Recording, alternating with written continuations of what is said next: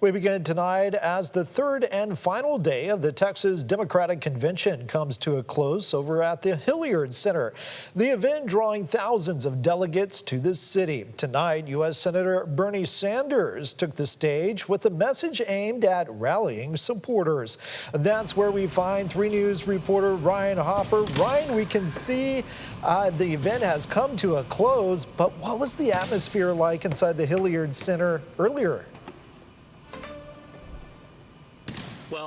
Well, Bill, I'll tell you this. If we had had a 5 o'clock show today, it would have been absolute mayhem. That's when everybody was getting out of here after Senator Bernie Sanders' speech ended. So, Bill, today the Texas Democratic Party adopted its official platform on its final day of its state convention, which is a document that most political parties have. It states the general beliefs of the party, and they elected new statewide officers. But today, more than the first 2 days of the convention, was much more of what you guys at home would think of a political convention, and that would be a lot of speeches.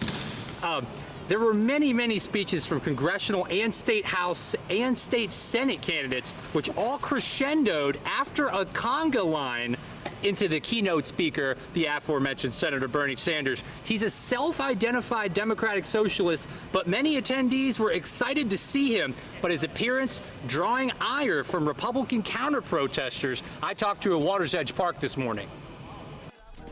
Well, we call him Crazy Bernie for a reason. So, socialism, I mean, not everybody's too fond with it. He wants to take the hardworking people, the blue collar, take away from what they earn and give it to the people who may not earn it. So there's a problem with that. We have a problem with that, and socialism is not for everybody, nor it's not for the USA. But as you might expect, that is not how most people in here felt. Senator Sanders actually addressing some of those concerns in his speech this afternoon, referring to his ideas sarcastically as radical, saying that he supports taxing billionaires and not working-class blue-collar people.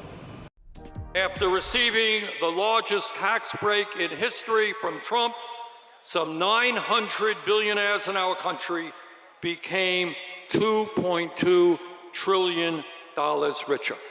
900 people since Trump is in office, $2.2 trillion richer. In other words, the gap between the very, very rich and everybody else is getting wider and wider.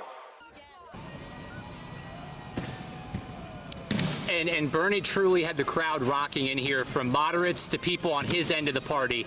However, perhaps the loudest cheer actually came when he called for the divestment of arms sales to the Israeli government, which he said his words was, quote, genocidal, a stance that is out of step with many politicians in Washington, D.C. Be sure to check out my full story at 10, where I'm going to have a recap of the whole weekend. You're going to hear from local lawmakers, some state lawmakers, and even potentially some national lawmakers. Bill, it has been a busy weekend, but one thing that I think all of us can agree on, regardless of political affiliation, is shout out to the changeover crew. Everybody in here who is picking up after this event, thank you to all of you. Republican, Democrat, it doesn't matter. It takes people like this to put events on. Bill, back to you.